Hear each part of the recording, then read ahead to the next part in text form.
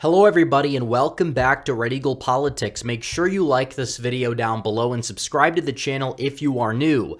So currently, we are on day 4 of the massive speaker standoff that has been taking place in the United States House of Representatives. A lot of Republicans, mainly those in the Freedom Caucus, have been opposing Kevin McCarthy, and they have been opposing him staunchly. And this has continued. They're opposing him for various reasons, which we'll get into yet again.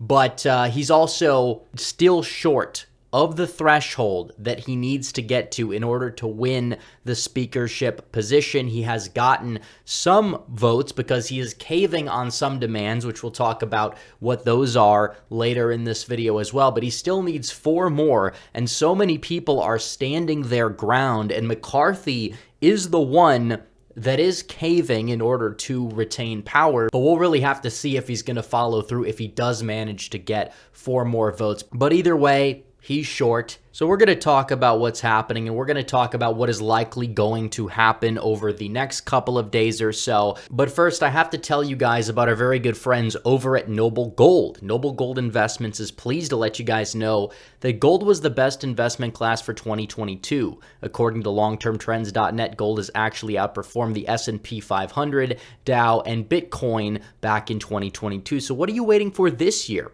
Open a gold IRA or silver IRA with Noble Gold Investments this month and receive a free quarter-ounce American Gold Eagle coin with every qualified IRA of $50,000 or more. You can't go wrong with Noble Gold Investments and their thousands of 5-star reviews.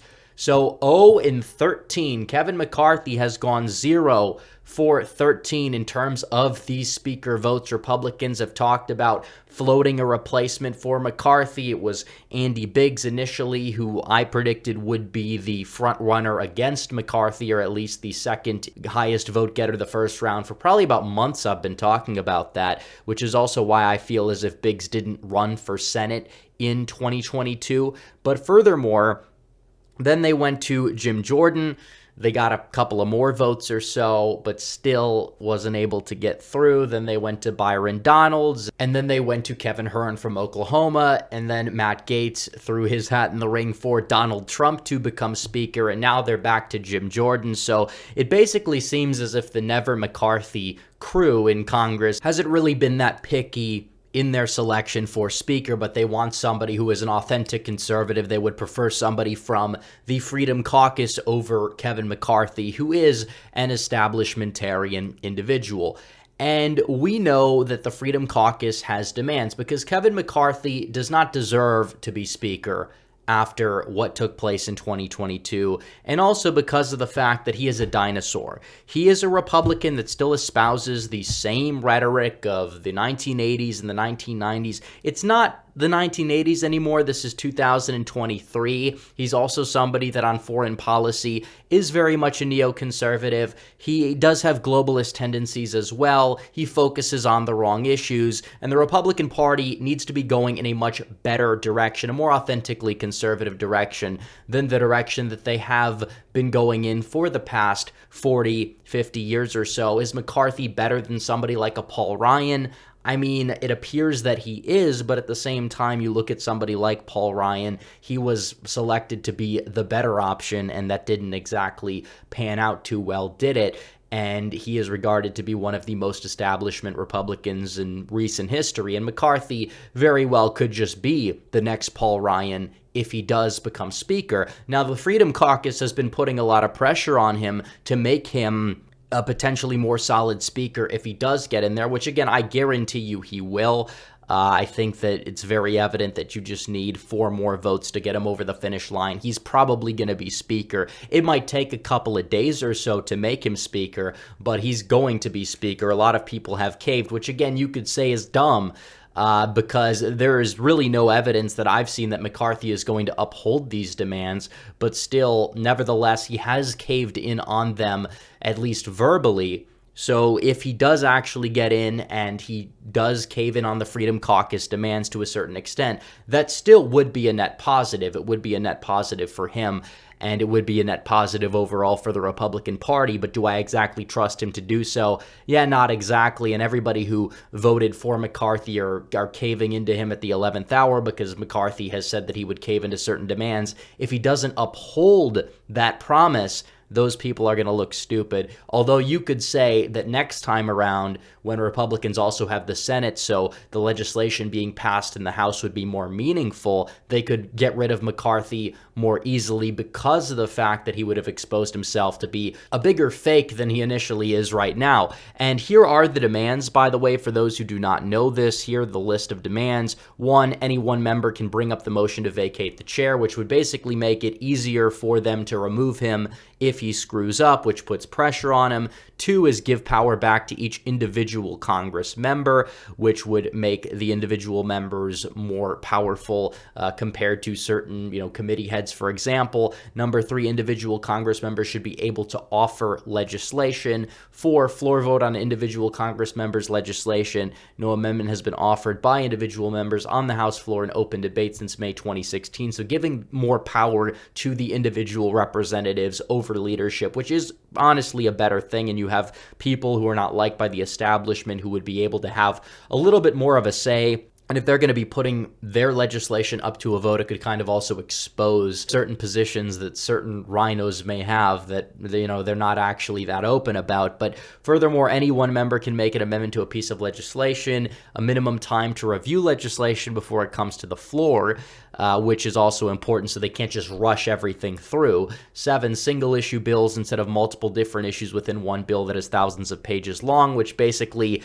kind of makes sure that you can't have these like riders or these earmarks on bills, and that people know exactly what they are voting on. It's not like, oh, this person has to choose between something that is good in the bill and something that is bad in the bill, because if they pass it through, well, then they're voting for the bad stuff, even though they are voting for the good stuff, and then they're going to be attacked on it. 8 is elect chair of committees instead of having them assigned.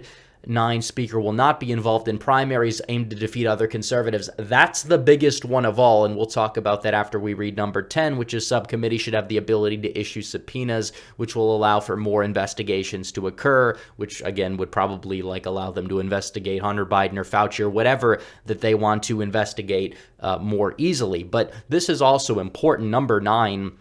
And this is arguably the number one reason why I oppose Kevin McCarthy at this point, besides the fact that he is just a generic establishment Republican who was a part of the Uniparty and serves the system. It's that how much money did he spend in primaries in 2022? And all that money was exhausted and couldn't even go to candidates in the general election because he would rather have a razor-thin majority without the people that he views as, oh, they're going to cause problems because they're actually conservative or they actually stand for something. And this is true. How much money was spent against Anthony Sabatini in the primary by Kevin McCarthy? Like $10 to $15 million. They spent a lot against David Giglio in California. They spent millions against him in a House primary. They spent $4 million against Joe Kent trying to protect an impeachment Republican. They spent a lot against a lot of these other people, Madison Cawthorn in particular, and the Senate numbers were also awful. Michael Cassidy in Mississippi is another example where they spent like $1 million trying to protect a rhino in a runoff. And this is a problem in both the House and the Senate as well. You could look at this here. They spent, again, $9 million against some guy in California.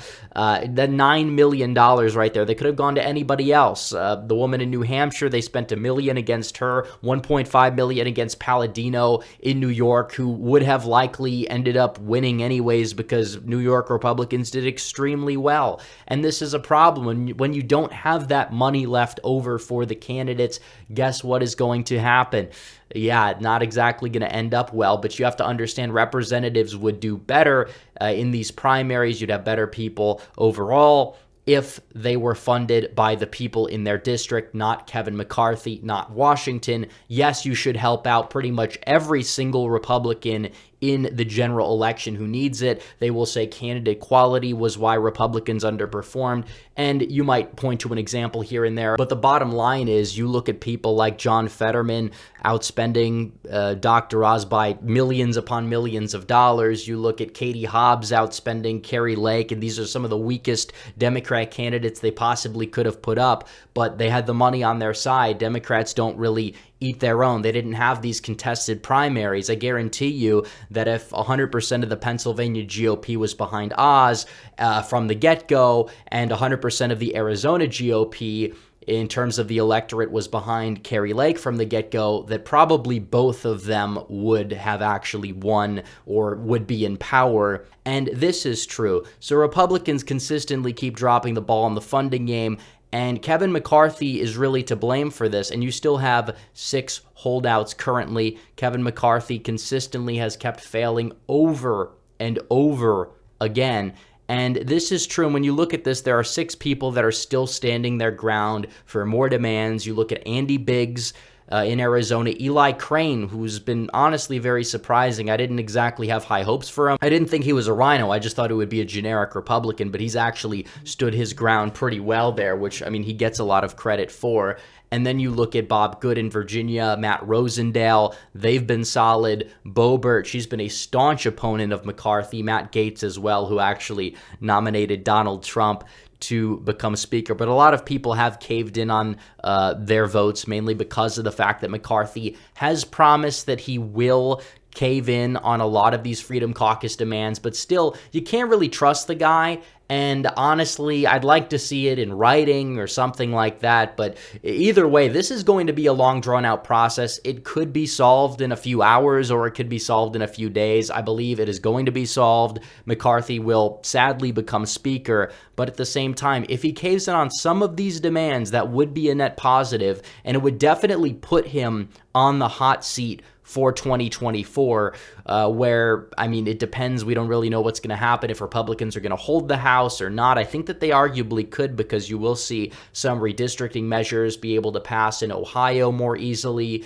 in North Carolina, that could cause us to get more Republican seats. But at the same time, talking about a potential shift in the national environment or even in the state environment in New York could basically make 2 to 3 Republicans there dead on arrival. So we'll have to see what happens. But either way, they're putting pressure on McCarthy. I would consider this a net positive, but still, it's kind of disappointing that he will likely be speaker, and there's really no evidence that he is going to follow through on these demands. But if he doesn't, there's going to be a bigger blowback than there initially was. So anyways, guys, thanks for watching this video. Like this video down below, comment down below, subscribe to the channel, hit the bell for notifications so you never miss another video. Follow me on social media. The links are all in the description down below. As always, guys, thanks for watching. Red Eagle, out.